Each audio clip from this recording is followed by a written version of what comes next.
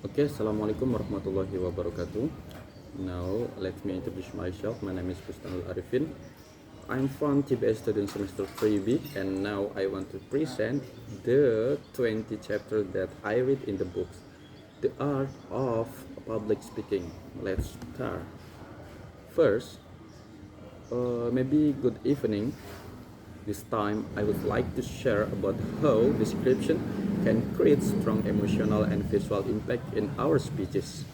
We all know, in public speaking, our mind goes into convey our message in a way that is not only clear but also memorable. One of the best ways to do this is by illustrating our ideas and talk powerful description. And the second point is importance of description in speech. Effective description can give life to our ideas. By describing something in a compelling way, we not only make our ideas clear, but also build an emotional connection with the audience.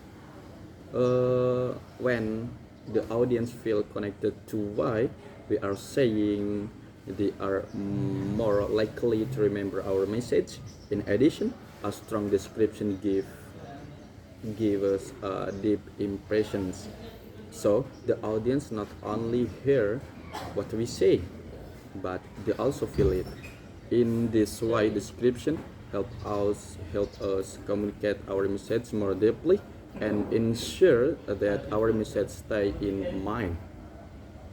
And the last point is there are several techniques, effective description technique.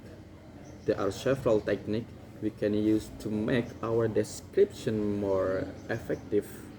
First, we can use suggestion.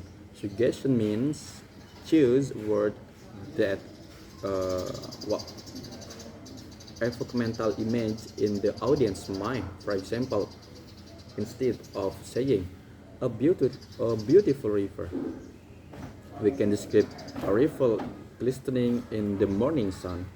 These words are more vivid and evoke the audience imagination. Then, it is important that we focus on significant details when describing something. Choose elements that are truly important to support our message.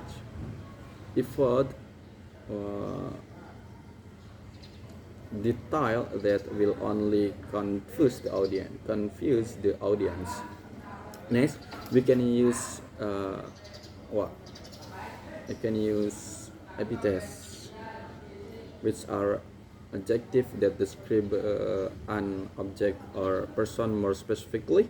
For example, in Homer works, we often hear epithets like blue eyes or what arms.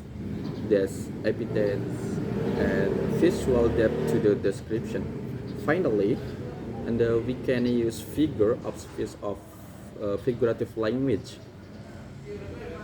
Using metaphor or smiles can enrich our description more evocative or of the audience feeling that simply saying I was so sad. And the last point is example of an engaging description. To give you a clearer picture, let's look at some example of engaging description. One is from Harry Grady, who described a simple farmhouse surrounded by shady trees and family happiness. This description not only gives us a visual image but also touches our feelings. Another example comes from a work challenge. Midnight in London.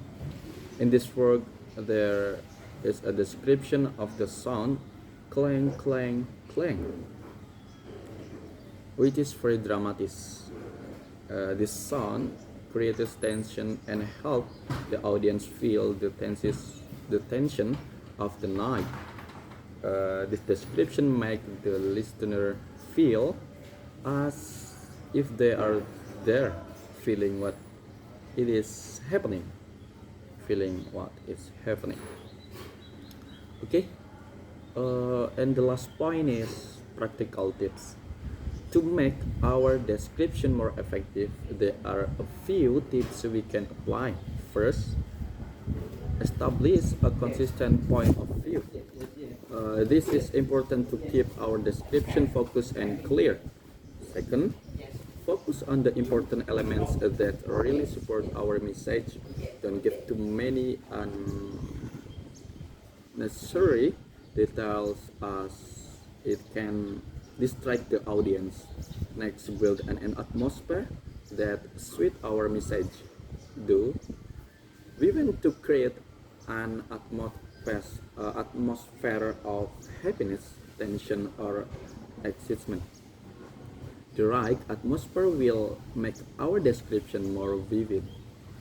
And finally, and the description with a strong image, this will leave a lasting impression on the audience and help them remember our message better. And the last point is, well, it is the conclusion. Emotion and visual description make speech more lively, engaging, and memorable. By engaging the audience imagination and emotion, speaker can create a deep impact and lasting message. Okay, maybe that's all for me. The last I say, wassalamualaikum warahmatullahi wabarakatuh.